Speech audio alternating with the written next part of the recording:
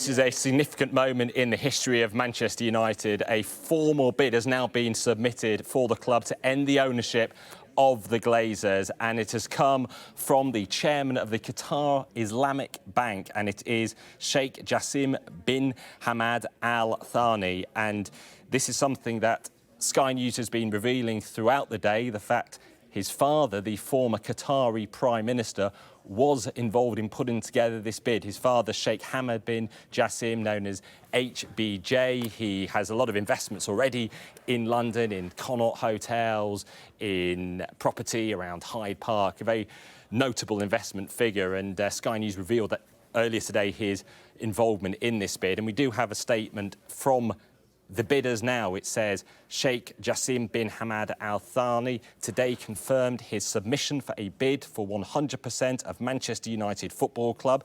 That's his father you're seeing on the screen now. The bid plans to return the club to its former glories, both on and off the pitch, and above all, will seek to place the fans at the heart of Manchester United Football Club once more.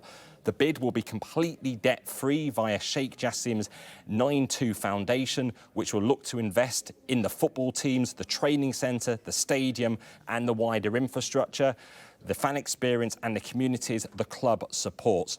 The statement goes on, the vision of the bid is for Manchester United Football Club to be renowned for footballing excellence and regarded as the greatest football club in the world.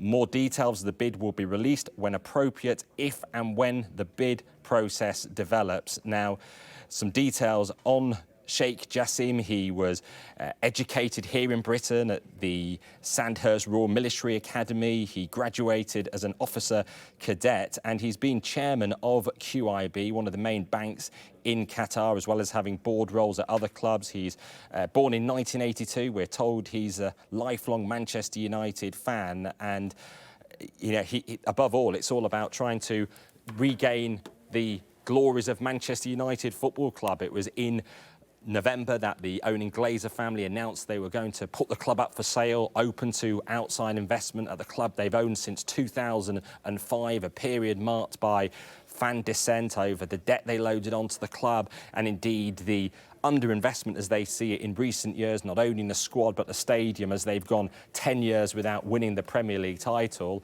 And since the Glazers have owned Manchester United, they've seen other clubs come under Gulf ownership here. Abu Dhabi with Manchester City, who've won 6 Premier League titles in the last 11 years. Newcastle United more recently with Saudi ownership through their Sovereign Wealth Fund. Paris Saint-Germain have Qatari ownership through the Qatar Sovereign Wealth Fund. And this bid is clearly for Manchester United being positioned as separate from a state entity.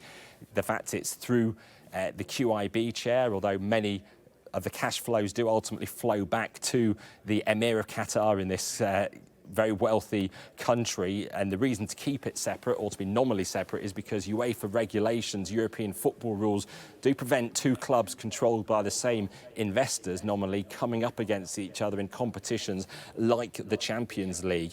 The reason that we're talking about this bid now is... let's talk about the other bids as well. Sir Jim Ratcliffe, of course, a lifelong Manchester United supporter, had said that he too might put in a bid. I'm not sure if we know of a formal bid yet before that 10 p.m. deadline, but if Sir Jim Ratcliffe doesn't get it as well, then that means there are a lot of Premier League clubs owned by countries outside of the UK.